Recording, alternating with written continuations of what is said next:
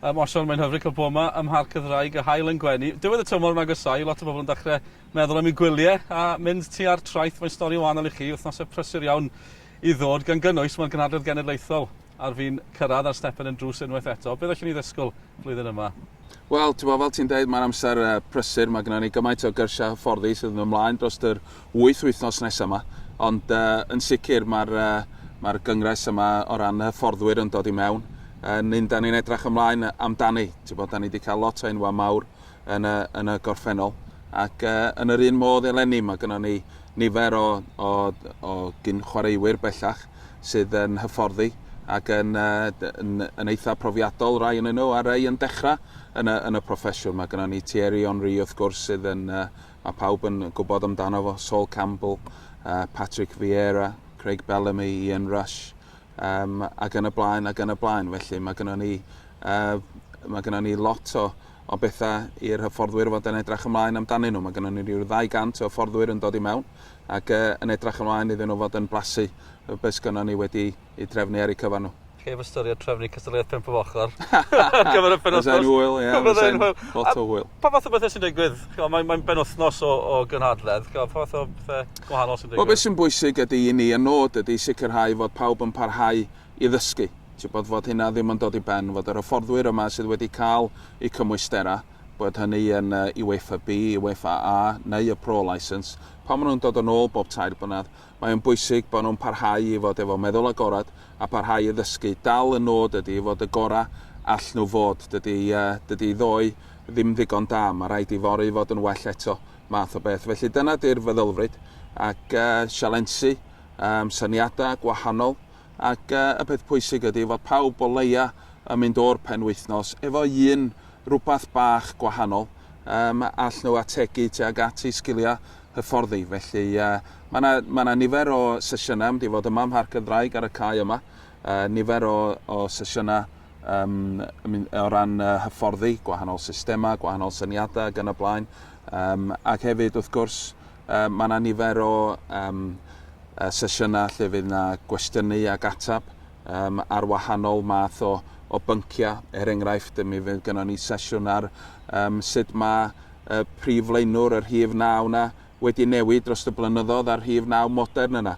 Ac pwy well i fod yn siarad am hynny na bechgyn fel Thierry Henry, Ian Rush a Ferdinand fydd y 3 ar y panel. Enghraifft, wedyn fydden ni'n siarad am yr asgellwyr a'r ffordd mae hynny wedi newid ar asgellwyr modern a gwneud hynny yng nghwmni Craig Bellamy, Freddie Ljungberg, y math yna o banelwyr.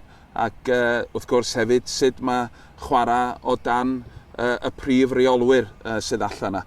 Ac Patrick Vieira sydd wedi chwarae o dan Mourinho ac Thierry Henry sydd wedi chwarae o dan Guardiola. Felly fydden nhw'n siarad am eu profiadau nhw yn chwarae o dan y math yna o reolwyr. Felly nifer o bynciau diddorol ac yn y marn ni cyfle i bawb o hyfforddwyr Cymru, ledled Cymru, ar unrhyw lefel, cyfle iddyn nhw fod yn cael y profiad yna ac yn dysgu. Gobeithio oddi ar y rei sydd ganddo ni'n dod yma i'n cynorthwyo ni.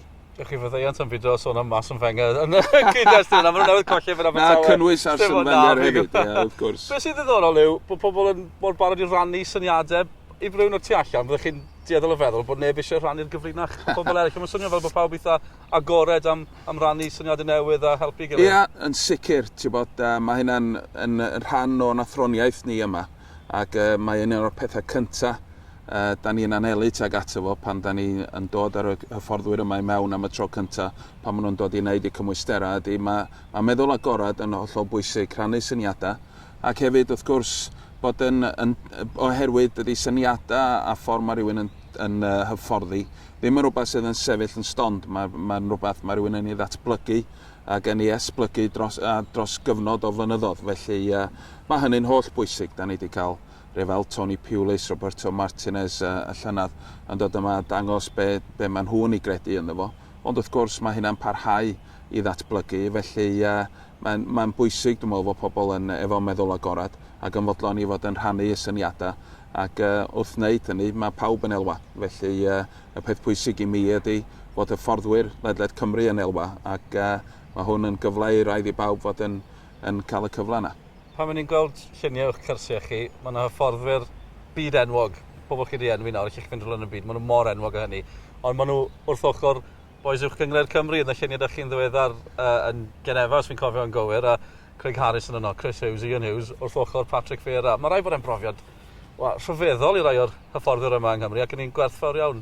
Yndi, dwi'n meddwl bod hynny'n bwysig. Dwi wedi mynd drwy'r system yn hun, ond un o'r pethau ddwn ni'n anelu tuag ato fo yn gynnar iawn ar ôl dod i mewn i'r swydd yma, o sicrhau fod yn hyfforddwyr ni yma yng Nghymru yn cael y cyfle gorau. Nid yn unig efo y cyrsiau da ni'n ei gynnig a safon y cyrsiau o safbwynt beth da ni'n ei gynnig fel staff, ond hefyd wedyn fod ganddo ni y math yma o gwmni iddyn nhw chwaraewyr rhyngwladol, hyfforddwyr, ar y funud, ar y pro licence, mae bechgyn fel Tim Sherwood, Gary Monk, sydd yn reolwyr yn yr uwchgynghrair, yn ogystal â rhai fel Sol Campbell, Patrick Vieira, Craig Bellamy, y math yma o gwmni. Mae hynna wastad yn mynd i fod o fydd i'n hyfforddwyr ni sydd yn gweithio yn y gynghrair genedlaethol, ac fel mae bechgyn fel Craig Harris yn eleni, Chris Hughes, Ian Hughes a Greg Strong yn cael y cyfle wedyn i fod yn rhannu syniadau, yn trafod gwahanol bethau yn ystod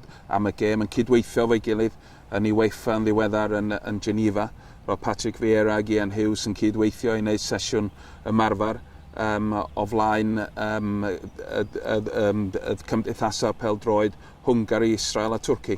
Ac Ian, dwi'n siŵr fod o'n freuddwyd yn dod yn fyw i fod ar yr un cae yn cydweithio fel y fforddwr hefo rhywun fel Patrick. Felly dyna oedd y nod pan ddys i mewn i'r swydd, ac yn falch wrth gwrs bod y bechgyn yma rwan yn cael y fath brofiad.